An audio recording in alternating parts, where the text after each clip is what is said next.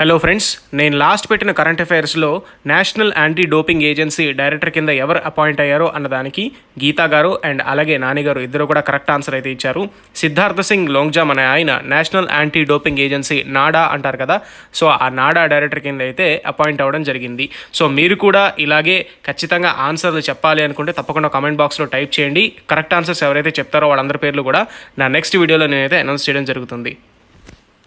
ఇక ఈరోజు నేను అడగబోయే క్వశ్చన్ ఏంటి అంటే, జిఎన్సిటిడి అమెండ్మెంట్ యాక్ట్ అనేది మన దేశంలో ఏ రాష్ట్రంలో అమలైతే చేయబడింది? దీనికి ఆన్సర్ మన కరెంట్ అఫైర్స్ ఎక్స్ప్లెనేషన్ వీడియోలోనే ఉంటుంది. సో మీరు కనుక్కుని ఖచ్చితంగా వీడియో డిస్క్రిప్షన్లో అయినటువంటి కామెంట్ బాక్స్లో అయితే ఖచ్చితంగా కామెంట్ చేయడం మర్చిపోకండి. ఎవరైతే కరెక్ట్గా కామెంట్ చేస్తారో వాళ్ళ నేమ్ నేనైతే నెక్స్ట్ వీడియోలో అనౌన్స్ అయితే చేస్తాను. జిఎన్సిటిడి అమెండ్మెంట్ యాక్ట్ ఏ రాష్ట్రంలో అమల్లోకి అయితే వచ్చింది?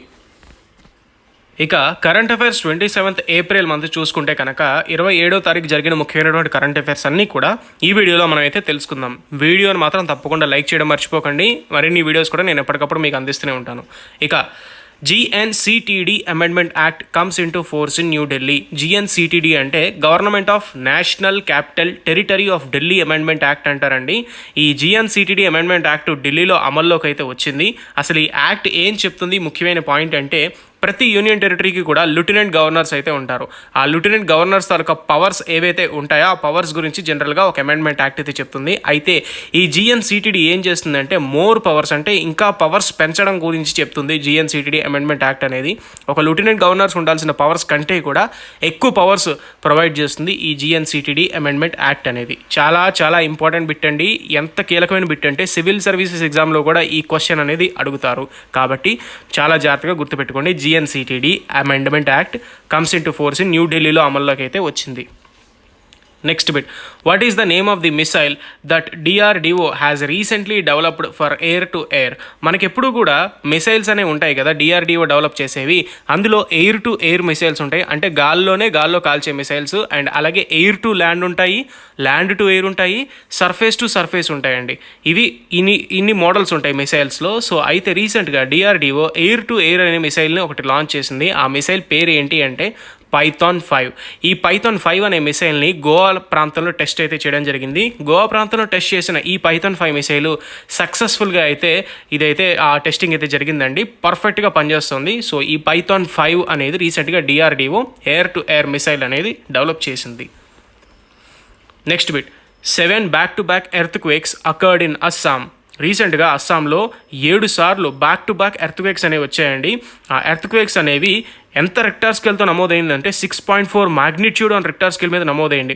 మీకు రెక్టార్ స్కేల్ అనేది ఏంటంటే ఎర్త్క్వేక్స్ వచ్చినప్పుడు, భూకంపాలు వచ్చినప్పుడు వాటి తాలూకా ఎఫెక్ట్ని అండ్ అలాగే ఎంత మాగ్నిట్యూడ్తో నమోదైంది అన్న వివరాలని అన్నీ కూడా ఈ రెక్టార్ స్కేల్ అనేది చెప్తుంది. సో ఈ రిక్టార్ స్కేల్ మీద 6.4 మాగ్నిట్యూడ్ అనేది నమోదైంది. 7 సార్లు బ్యాక్ టు బ్యాక్ ఎర్త్క్వేక్స్ అస్సాంలో అయితే వచ్చాయి. Next, world health organization is going to provide 4,000 oxygen concentrators to India to fight against corona. World health organization అంటారు కదా WHO, అది రీసెంట్గా 4,000 ఆక్సిజన్ కాన్సన్ట్రేటర్స్ని పంపిస్తుందండి ఇండియాకి. ఆక్సిజన్ కాన్సన్ట్రేటర్ అంటే ఏంటి అంటే, ఆక్సిజన్ కాన్సన్ట్రేటర్ అనేది ఒక మెషిన్ అండి. ఆ మెషిన్ ఏం చేస్తుంది అంటే ఆక్సిజన్ని, గాల్లో ఉన్నటువంటి ఏదైతే ఎయిర్ ఉంటుందో అందులోంచి ఆక్సిజన్ని తీసుకుని నైట్రోజన్ని రిమూవ్ చేసేస్తుందండి. నైట్రోజన్ని వేరు చేసి only pure and fresh oxygen మాత్రమే తీసుకుని ఆక్సిజన్ని జనరేట్ చేస్తుంది. సో వీటిని ఆక్సిజన్ కాన్సన్ట్రేటర్స్ అంటారు. ఉన్న గాల్లో ఉన్నటువంటి నైట్రోజన్ రిమూవ్ చేసి కేవలం ఆక్సిజన్ మాత్రమే సరఫరా అయ్యేలా చూసేదాన్ని ఆక్సిజన్ కాన్సన్ట్రేటర్ అంటారు. సో ఇటువంటి ఆక్సిజన్ కాన్సన్ట్రేటర్స్ని రీసెంట్గా వరల్డ్ హెల్త్ ఆర్గనైజేషన్ మన ఇండియాకి 4,000 ఆక్సిజన్ కాన్సన్ట్రేటర్స్ని అయితే ప్రొవైడ్ చేయడం జరుగుతుంది. ఎందుకంటే మనకు ఆక్సిజన్ స్కేర్సిటీ వచ్చింది కదా ఇండియాలో, కరోనాని ఎదుర్కొనేందుకు వీటిని ఉపయోగిస్తారు. Next bit, TV Somanathan has been appointed as a new finance secretary. రీసెంట్గా ఫైనాన్స్ సెక్రటరీ కింద టీవీ సోమనాథన్ అనే ఆయన అపాయింట్ అయితే అవ్వడం జరిగిందండి. అపాయింట్మెంట్స్కి సంబంధించిన బిట్స్లో చాలా ఇంపార్టెంట్ బిట్, అన్ని ఎగ్జామ్స్లో కూడా అడిగే అవకాశం అయితే ఉంటుంది. Next bit, PM Modi has approved an agreement between government of India and government of UK. Government of ఇండియాకి అండ్ అలాగే గవర్నమెంట్ ఆఫ్ UKకి మధ్యన రీసెంట్గా ఒక అగ్రిమెంట్ అయితే జరిగింది. ఆ అగ్రిమెంట్ని రీసెంట్గా ప్రధానమంత్రి నరేంద్ర మోదీ గారు అప్రూవ్ చేసి సైన్ అయితే చేయడం జరిగింది. ఆ అగ్రిమెంట్ ఏంటి అంటే కస్టమ్ కోఆపరేషన్ అండ్ అలాగే mutual administrative assistance in custom matters between India and UK.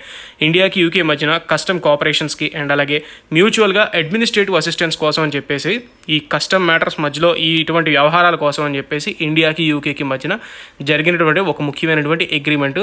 అది రీసెంట్గా పిఎం మోదీ గారు అయితే అప్రూవ్ చేయడం జరిగింది. Next, DRDO is going to use single crystal blade technology for helicopters in defence. Single crystal blade టెక్నాలజీని ఏవైతే defence helicopters ఉంటాయో వాటిల్లో అయితే ఇది ఇన్కార్పొరేట్ చేయడం జరుగుతుంది, పెడుతున్నారండి. అసలు ఈ సింగిల్ క్రిస్టల్ బ్లేడ్ అంటే ఏంటి, ఇది ఒకసారి దీని గురించి క్లియర్గా అయితే మనం తెలుసుకుందాము. ముందుగా ఈ హెలికాప్టర్స్ ఎక్కడ యూజ్ చేస్తారు అంటే ఎక్స్ట్రీమ్ వెదర్ కండిషన్స్లో యూజ్ చేస్తారు. అంటే ఇప్పుడు సియాచిన్ గ్లేషియర్ ఉంటుంది, అక్కడ -42, -43, -36 ఇలా ఉంటాయి టెంపరేచర్స్. అటువంటి ఎక్స్ట్రీమ్ వెదర్ కండిషన్స్లో నార్మల్ హెలికాప్టర్లు పనిచేయవు, గాల్లో ఎగరలేవు. సో అటువంటి ఎక్స్ట్రీమ్ వెదర్ కండిషన్స్లో ఇటువంటి హెలికాప్టర్స్ని యూజ్ చేస్తారు. అయితే ఈ హెలికాప్టర్ తాలూకు బ్లేడ్స్ ఉంటాయి కదా, పైన తిరిగే రెక్కలు అంటారు కదా, సో ఆ blades nickel based super ఎల్లాయిస్తో made అయితే చేశారండి.